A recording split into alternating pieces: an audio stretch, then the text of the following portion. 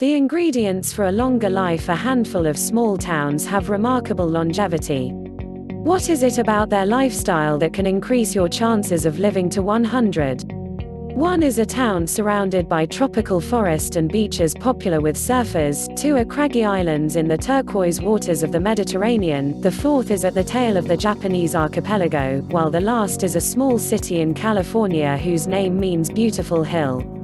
At first glance, there might not seem much to link these 5 locations: Nicoya in Costa Rica, Sardinia in Italy, Icaria in Greece, Okinawa in Japan and Loma Linda in California. They are scattered in different corners of the world and could not look more different. But for anyone wanting to live a long and healthy life, these are perhaps the 5 best places to have been born.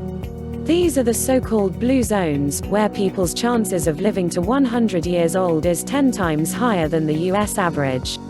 The term blue zone first originated with the Italian epidemiologist Gianni Paes and the Belgian demographer Michel Poulain, who were investigating rates of mortality in Sardinia. Marking regions of high longevity in blue in the early 2000s, they found a cluster of particularly high life expectancies in the province of Nuoro on the island. Working with the American journalist Dan Buettner, they since identified a handful of other regions across the world, work that spawned a best-selling book on the subject in 2008. In the subsequent 12 years, many scientists have continued their research into the blue zones, with many intriguing hypotheses about what might explain the longevity in these regions. The lifespan lottery lets first explore the general patterns. As Buettner explored in his original book, the lifestyles of people across the blue zones share certain characteristics. The first is diet. Particularly in the past, many people in the blue zones tended to eat in moderation. In Okinawa, for example, the elderly people follow the ancient rule of hara hachi bu, eating only until the stomach is 80% full. According to scientific studies, that translates to around 10% fewer calories than the current recommendations for the average adult. And this seems to slow aging. Long-term animal studies by Rosalind Anderson, who researches metabolism and aging at the University of Wisconsin, have shown that macaques following similar calorie-restricted diets and have a markedly lower risk of age-related diseases such as cancer, diabetes and heart disease. They even look younger. The macaque's fur took longer to turn gray, for example.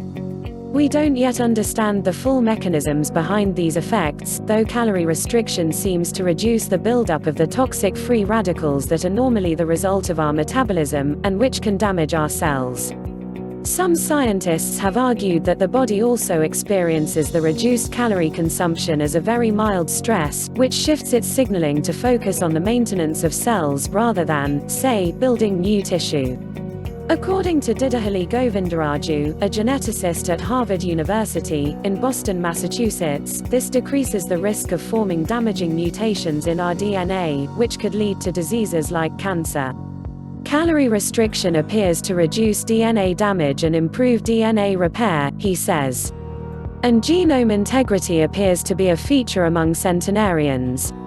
Besides being fairly frugal, the diets in the blue zones are mostly plant-based, which can contribute to greater heart health.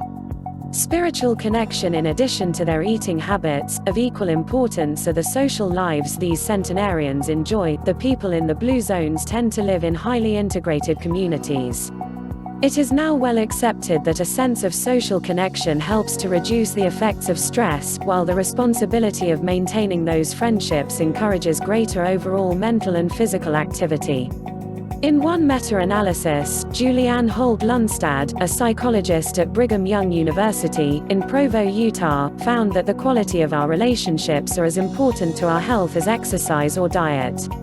Watch BBC Reel's series of 3 films exploring the lives of Sardinia's centenarians and the unique benefits of their genetic and cultural isolation. Religion offers one important source of social connection in the blue zones. The people of Loma Linda are mostly Seventh-day Adventists, for instance, while the Nicoyans and Sardinians are Catholics, the Icarians are Greek Orthodox, and in Okinawa, the locals practice the Ryukyuan religion. Writing a paper for the American Journal of Lifestyle Medicine, Buettner described how all but 5 of the 263 Blue Zone centenarians he had interviewed were part of some kind of spiritual community. Read more about how the Nichian way of life contributes to their longevity. In addition to the social connection they can provide, religious practices also offer a sense of purpose to life, and offer solace during upset, which together are thought to add between 1 and 5 years to believers' life expectancy. That's bad news for atheists, of course, but there may be other ways that people without faith can enjoy the same benefits.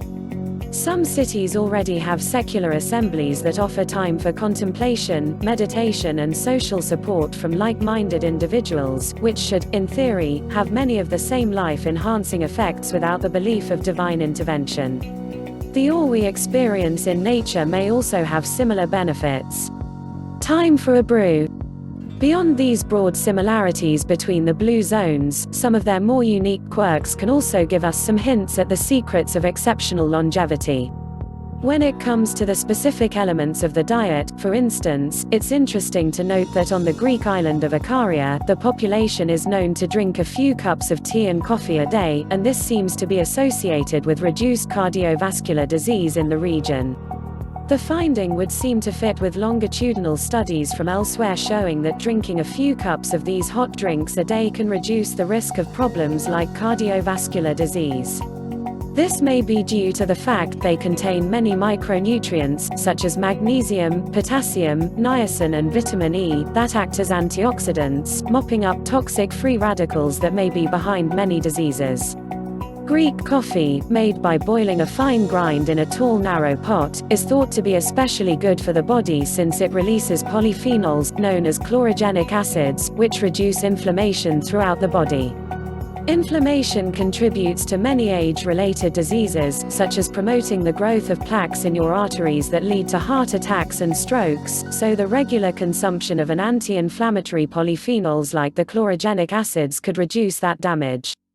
These drinks are also associated with a lower risk of type 2 diabetes.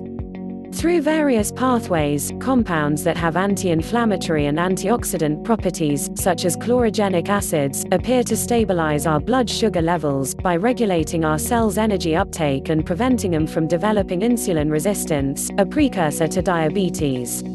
It promotes the beneficial metabolism of glucose, says Christina Chrysohou at the University of Athens, Greece, who was a lead author on the study of cardiovascular disease in Ikaria.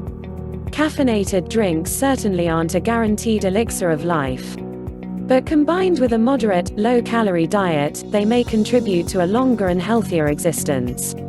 Like the food in Okinawa and Sardinia, the diet in Ikaria is notably low in meat and high in fresh fruit and vegetables. They don't even eat as much fish as you might expect for people living on an island, says Chrysohou. Bitter-sweet solutions along similar lines, the exceptional longevity of Okinawa's residents has generated lots of interest in 2 of its most common ingredients, the sweet potato and the bitter melon, that may have life-extending properties. While rice is the staple carbohydrate for most of Japan, the sweet potato has long been the most common carb on Okinawa since it was first introduced in the 1600s.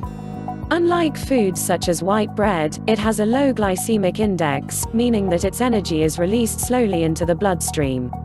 It is also dense with nutrients like vitamins A, C and E, antioxidants that can mop up damaging free radicals, and which also reduce inflammation.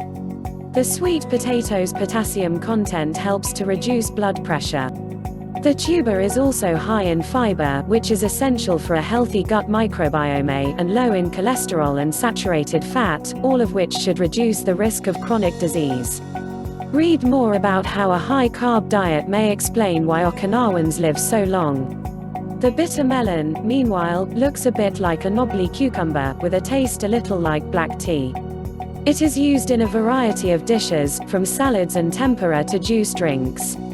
Like the Greek coffee drunk in Ikaria, it contains compounds that may stabilize glucose uptake and metabolism, reducing the risk of insulin resistance and type 2 diabetes. There may be many more examples in years to come. Nutrient-dense marine organisms like seaweed, algae and kelp, all of which are consumed in Okinawa, are also attracting increasing interest for their potential to stave off age-related diseases, for instance.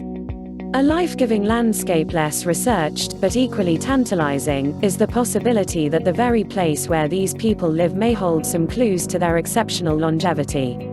The Sardinian Blue Zone, for example, lies in incredibly mountainous, and breathtakingly beautiful, regions of the island, often called the Selvaggio Blue Wild to describe the rugged terrain sweeping straight from the coast. Most of the centenarians living in Sardinia were farm workers, leading Pays and Poulin to speculate that the steep slopes increased the physical activity of their already demanding day-to-day lives. They were athletes thanks to the natural landscape and a traditional way of life. Across the Aegean, Chrysahu has been intrigued by the presence of low but significant levels of radioactivity on the Blue Zone in Icaria. The island is essentially divided into two geologically distinct zones, the east, formed of sedimentary metamorphic rock, and the west, which lies on a bed of granite that leaks radioactive radon into its famous springs. Amazingly, the longevity of the population appears to be highest in those slightly radioactive regions, while the people in the east have slightly lower lifespans. Those springs in the west of the island are even said to produce immortal water by locals. This could be a mere coincidence, but Chrysahu points to research in the US, which have also found this puzzling correlation between low levels of environmental radiation and longevity. The Rocky Mountain states, for example, have a lower prevalence of cancer death compared to the Gulf states, says Chrysahu, yet the background radiation in Idaho, Colorado and New Mexico is around 3 times as high as the natural background radiation in Louisiana, Mississippi and Alabama. A few animal studies have also found that a very low dose of radiation can induce an anti-inflammatory response and DNA repair, possibly in the same way that the small but beneficial stress of caloric restriction can trigger protective mechanisms within cells. For the time being, the finding remains a curiosity. Many more studies would have to confirm that these patterns cannot be explained by other factors and their potential mechanisms. Chrysahu certainly isn't suggesting that radioactive drinks might be the elusive elixir of youth. It is rather dangerous to expect that radioactivity is good for your health, she admits. The moderation principle clearly, exceptional longevity of the blue zones can't be restricted to a single magic ingredient, but is the combination of many factors, some of which are shared between the regions, and some of which are unique to each individual place. While that may not be as enticing as the discovery of a miraculous anti-aging elixir or superfood, there are nevertheless many ways we could learn from these discoveries. Eating moderately with plenty of fruit and vegetables, exercising plenty, drinking coffee and tea, and finding space for spiritual solace, these are things that we can all build into our daily lives.